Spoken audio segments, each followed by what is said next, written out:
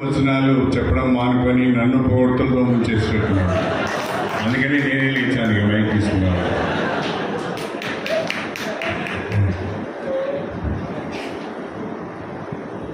ఈరోజు స్టేషన్ గన్పూర్ నియోజకవర్గ దైవ సేవకులందరూ కలిసి నూతనంగా ఎన్నికైన మన బిడ్డ డాక్టర్ కడియం కావ్య గారిని సన్మానించుకోవాలని ఒక ఆత్మీయ కార్యక్రమాన్ని ఏర్పాటు చేసుకున్న సందర్భంగా ఈ కార్యక్రమానికి అధ్యక్షత వహిస్తున్న పాస్టర్ బాలస్వామి గారు, దేవుని కృపతో మీ అందరి ప్రార్థనలతో ప్రజల ఆశీస్సులతో వరంగల్ లోకసభకు ఎంపీగా ఎన్నికైన డాక్టర్ కడియం కావ్య గారు, వేదిక పైన ఉన్న సోదరులు అడ్వైజర్ జాన్ బన్నీ గారు, మన కొరకు ఈ కార్యక్రమం పాల్గొనడానికి చేసిన ఫాదర్ జోసెఫ్ గారు,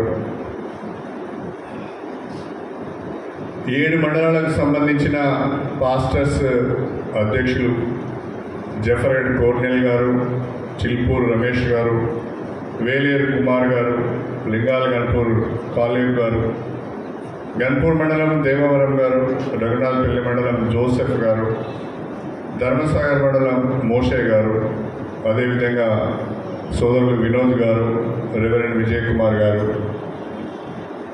వివిధ గ్రామాల నుంచి విచ్చేసిన దైవ సేవకులందరికీ, మీడియా మిత్రులకు, ప్రధానంగా ఈ కార్యక్రమం పాల్గొంటున్న కాంగ్రెస్ పార్టీ నాయకులకు,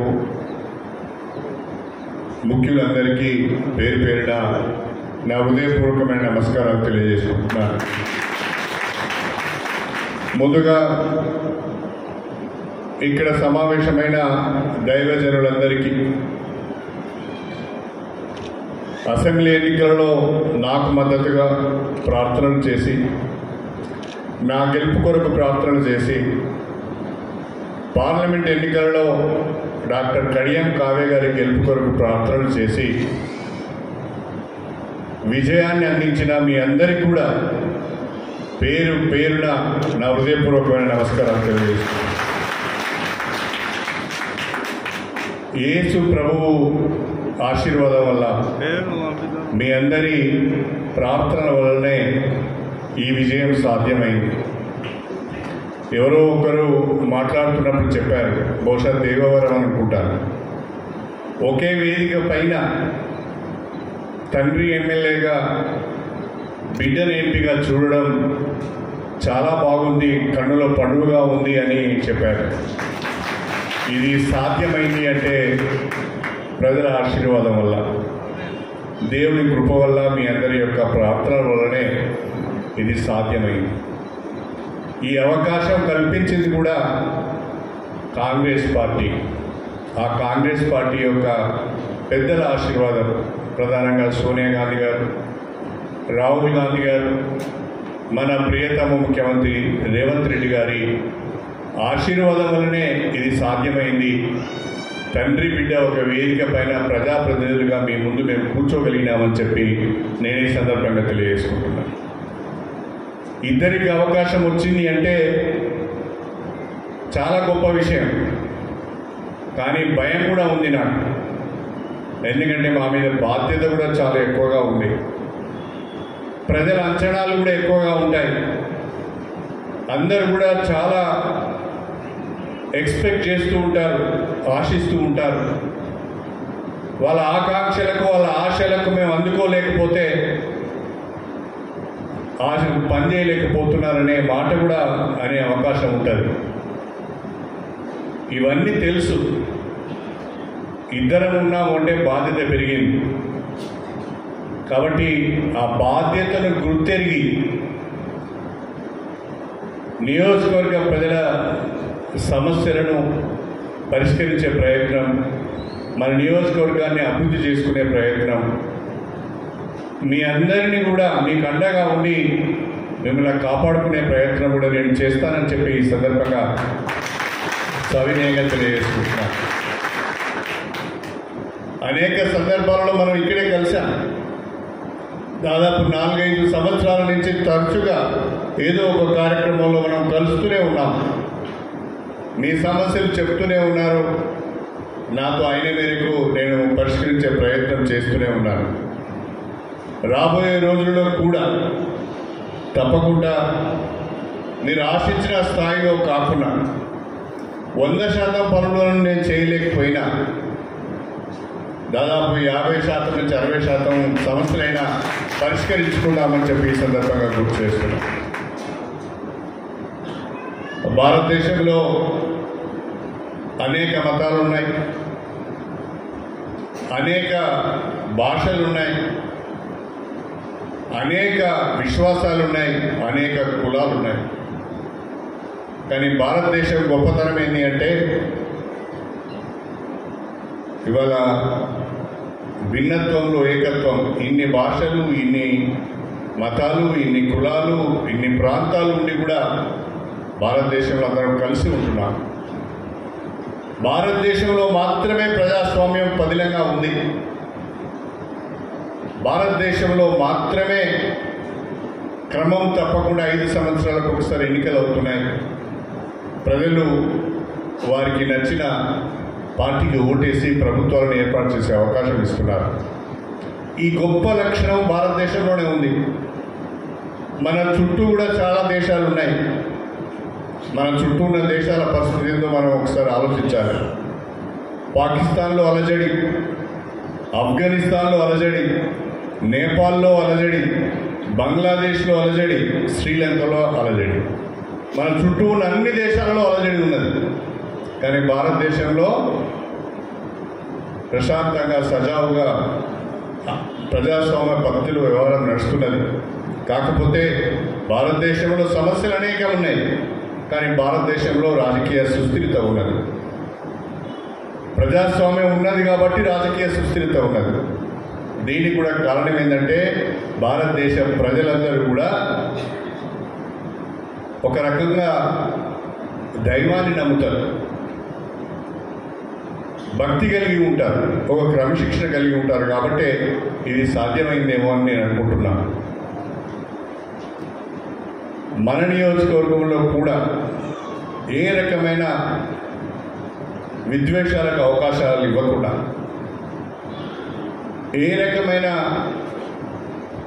కొట్లాటలకు అవకాశం ఇవ్వకుండా, శాంతి భద్రతలకు విఘాతం కలగకుండా అందరం కూడా ఒక కుటుంబంలాగా ఉన్నాం.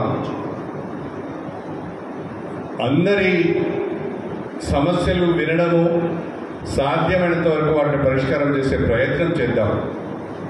అది మీ అందరి సహకారంతోనే సాధ్యం అవుతుంది. ఎమ్మెల్యే గారు ఉన్నారులే చూసుకుంటారంటే కలవదు, ఎంపీ గారు ఉన్నారులే చూసుకుంటారంటే కలవదు. గ్రామంలో చిన్న చిన్న సమస్యలు ఉంటాయి, మీరు నిలబడి పరిష్కరించగలిగే సమస్యలు ఉంటాయి. వాటిని మీరు పరిష్కరించగలగాలి, చెప్పగలగాలి. అదేవిధంగా నియోజకవర్గ స్థాయిలో, రాష్ట్ర స్థాయిలో పరిష్కారమయ్యే సమస్యలు ఉంటాయి, వాటికి మేము బాధ్యత వహిస్తాం. ఆ రకంగా మన నియోజకవర్గాన్ని ఒక ప్రజలందరూ చక్కగా కలిసి ఉండే నియోజకవర్గంగా, రాజకీయ కొట్లాటలు లేని నియోజకవర్గంగా, అభివృద్ధి చెందుతున్న నియోజకవర్గంగా ముందుకు తీసుకువెళ్దామని చెప్పి నేను మీ అందరికీ కోరుతున్నాను. ప్రధానంగా ఈనాటి ఈ సమావేశం అందరూ కూడా 7 మండలాలకు సంబంధించిన దైవ సేవకులు ఇక్కడ సమావేశమయ్యారు. ఇదొక పవిత్రమైన సమావేశం అనేది నా అభిప్రాయం.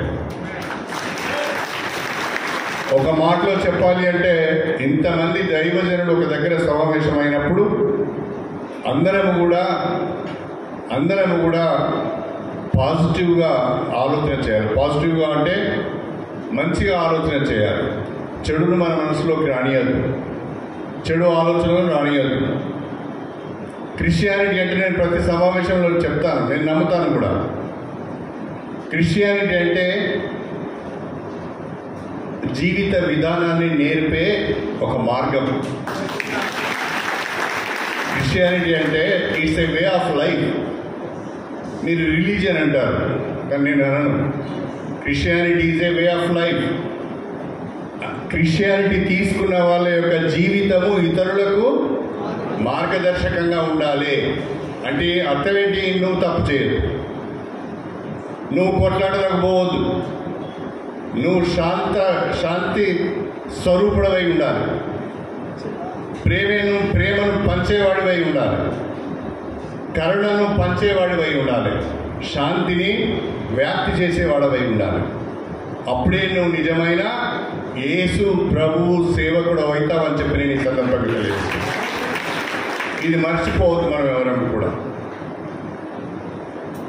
దైవజనులు ఇతరులకు ఆదర్శంగా ఉండాలి. వాస్తవంగా దైవజనులు అనేక సమస్యలు ఎదుర్కొంటున్నారు. ఇంతకుముందు మన వాళ్ళందరూ చెప్పారు, చాలామంది పేదవాళ్ళు ఉన్నారు, ఇల్లు లేని వారు ఉన్నారు, ఏ రకమైన వ్యాపకం లేని, వ్యవసాయం లేని, వ్యాపారం లేని వాళ్ళు ఉన్నారు. దేవుని సూక్తులు చెప్తూ, దేవుని ప్రవచనాలు చెప్తూ కాలం గడిపే వాళ్ళే ఉన్నారు. అలాంటి పేదవాళ్లను ఆదుకోవాల్సిన అవసరం ఉన్నది. రాష్ట్ర ప్రభుత్వ పరంగా ఏ రకంగానైతే మనము దేవాలయాలలో, మస్జిద్లలో ప్రార్థనలు చేసేవారికి, ప్రవచనం చేసేవారికి కొంత గౌరవప్రదంగా కొంత వేతనం ఏదైతే తీసుకున్నామో అది కూడా పాస్టర్లకు వర్తింపజేయవలసిన అవసరం ఉన్నది అని చెప్పి నేను ఈ సందర్భంగా తెలియదు. నా వంతుగా ఆ ప్రయత్నం నేను చేస్తానని చెప్పి ఈ సందర్భంగా తెలియజేస్తున్నాను. అదేవిధంగా స్టేషన్ గన్పూర్ నియోజకవర్గ కేంద్రంతో పాటు అన్ని మండలాల్లో కూడా మాకు సమావేశం కావడానికి, చర్చించుకోవడానికి కమ్యూనిటీ హాల్స్ లేవన్నారు. అంతటా ఒకేసారి మనం చేయలేము, కానీ స్టేషన్ గన్పూర్ నియోజకవర్గ కేంద్రంలో 7 మండలాలకు ఉపయోగపడే విధంగా ఈ కేంద్రంలో ఒక కమ్యూనిటీ హాల్ ప్రత్యేకంగా క్రిస్టియన్స్ కొరకు, దైవజనుల కొరకు నిర్మాణం చేద్దామని చెప్పి సందర్భంగా. అయితే ఈ సందర్భంగా మా ఎంపీ గారికి ఒక విజ్ఞప్తి. మా విజ్ఞప్తి ఏంటి అంటే, మీ నిధుల ద్వారా మా ఎంపీ గారికి ప్రార్థన చేసి ఎంపీ గారిని గెలిపించుకున్నందుకు మాకు గన్పూర్లో మా దైవజనుల కొరకు మా ఎంపీ గారు ఒక కమ్యూనిటీ హాల్ ఇచ్చిందని వాళ్ళందరూ చెప్పుకునే విధంగా అది మీ పేరు మీదనే, నా పేరు వద్దు కదా, మీ పేరు మీదనే మీరు మాకొక మీ మొదటి విడత వచ్చే ఫండ్స్ నుంచే మాకొక కమ్యూనిటీ హాల్ మంజూరు చేయాలి. ఓకే, రైట్, ఇస్తారు కదా మీరు? Okay, agree.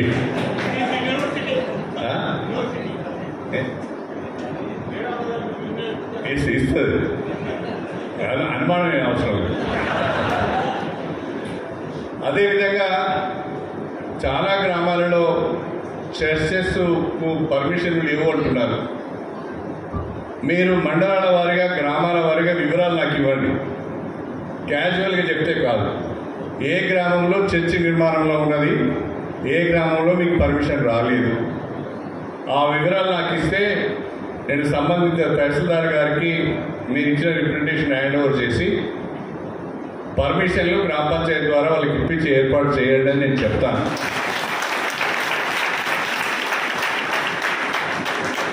రెండవది, ఎక్కడన్నా కిరాయిలలో ఉంటూ ప్రార్థన చేస్తున్న క్రమంలో ఏదైనా గ్రామంలో అక్కడ ఏదైనా ఒక గుంటో, 2 గుంటలో, 3 గుంటలో ప్రభుత్వ భూమి అంటే ఇప్పించగలం. కానీ ప్రభుత్వ భూమి లేకపోతే, అది మీకు ఒకవేళ ఉన్నా మీకు అనుకూలంగా లేకపోతే మీరు ఎక్కడైనా కొనుగోలు చేసుకోవడానికైనా ముందుకు రండి. దానికి కూడా మనం ఎవరితోనైనా కొంత సహకారం చేసే ప్రయత్నం చేద్దామని చెప్పి.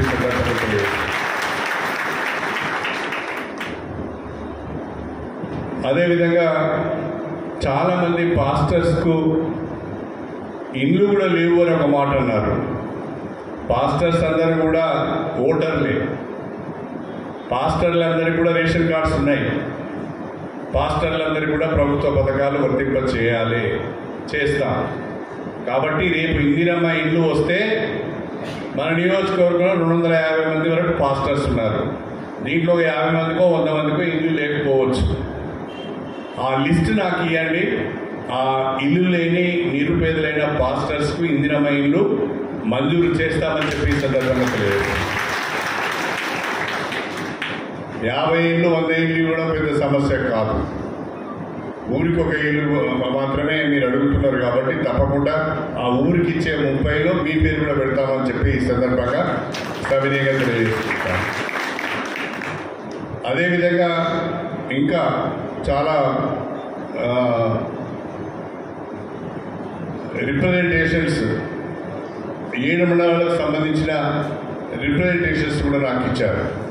మొన్న ఇక్కడ ఒక సంఘటన జరిగింది. దేవవరం గారు మాట్లాడుతూ చెప్పారు, బాలస్వామి గారు కూడా నాతో అన్నారు. నేను వెంటనే అధికారులకు చెప్పాను, మీరు ఆల్టర్నేటివ్గా ఒక 2 గుంటలో 3 గుంటలో వెంటనే స్థలం చూసి అని పట్టా ఇవ్వమని చెప్పాము. ఆ సమస్య పరిష్కారం అవుతుంది, అక్కడ ప్రార్థన చేసుకునే అవకాశం కూడా ఉంటుంది అని చెప్పి ఈ సందర్భంగా సవినయంగా తెలియజేసుకుంటున్నాను. కాకపోతే మనం కూడా ప్రభుత్వ నియమ నిబంధనలకు లోబడే ఉండాలి. మనం అనవసరమైన సమస్యలు సృష్టించుకోవద్దు, లేనికొని తగాదాలకు వెళ్ళొద్దు. దానికి మనము మతం రంగు పూలుమోద్దు, అవసరం లేదు. మీ సమస్య ఏదైనా ఉంటే అది పెద్దది కాకముందే పరిష్కరించే అవకాశం ఉన్నప్పుడు మనం పరిష్కరించుకుందాం. ఎవరి దగ్గరికో పోవాల్సిన అవసరం లేదు. నా స్థాయిలో దాన్ని మన నియోజకవర్గంలో పరిష్కరించుకుందామని చెప్పి కూడా నేను మీ అందరికీ ఈ సందర్భంగా తెలియజేసుకుంటున్నాను. నేను మీ అందరినీ కోరేది ఒకటే, అందరం కూడా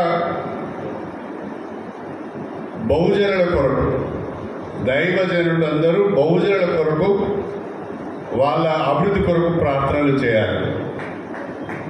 నా కొరకో మీ కొరకో ప్రార్థనలు చేసుకోవడం కాదు. ప్రభువు అందరికీ ప్రభువే, ప్రభువు అందరికీ ప్రభువే.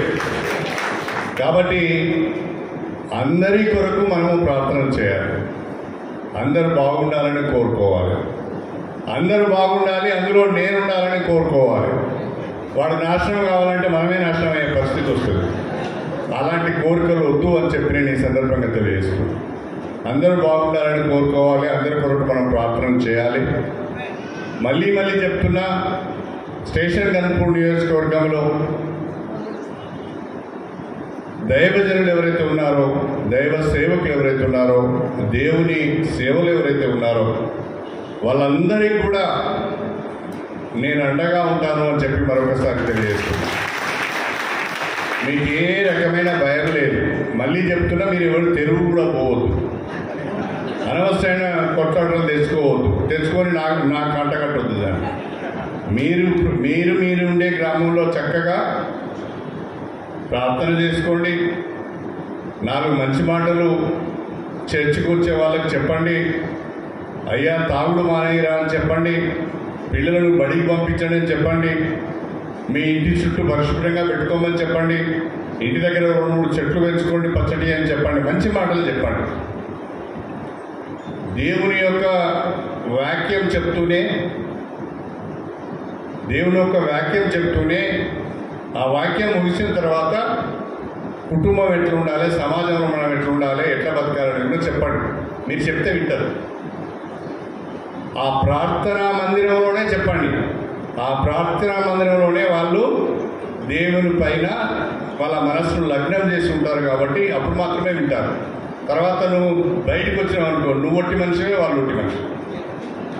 చర్చి లోపలనే జరగాలి, ఆ ప్రార్థనా మందిర ప్రదేశంలోనే జరగాలి. ఆ రకంగా మీరు మన నియోజకవర్గంలో ఒక మంచి సమాజాన్ని నిర్మాణం చేయడానికి, క్రమశిక్షణతో కలిగిన సమాజాన్ని నిర్మాణం చేయడానికి మీరందరూ కూడా సహకరించాలని చెప్పి మీ అందరినీ కూడా కోరుకుంటూ, మాకేదో హామీలు ఇస్తాడంటే వచ్చి మాకు పాఠాలు చెప్తాడని అనుకోకండి.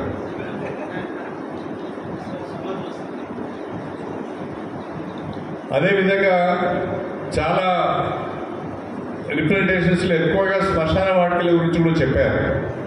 అయితే శ్మశాన వాటికలకు సంబంధించి ప్రభుత్వ భూమి అందుబాటులో ఉండలేదు చాలా గ్రామాలలో. అదొక సమస్య ఉంది.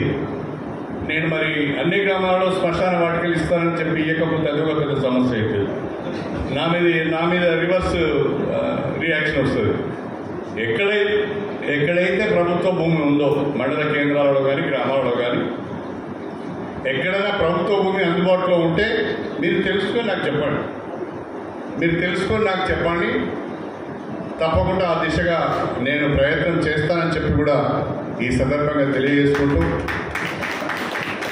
యేసయ్య కృప మీ అందరికీ ఉండాలని, ఆయన దీవెనలు మీ అందరికీ ఉండాలని, మనందరికీ ఉండాలని, ఆయన సేవలు మనందరం కూడా పవిత్రులం కావాలని, ప్రజలకు ఉపయోగపడాలని మనసారా కోరుకుంటూ మీ అందరి దగ్గర సెలవు తీసుకుంటున్నాను. అందరికీ నమస్కారం.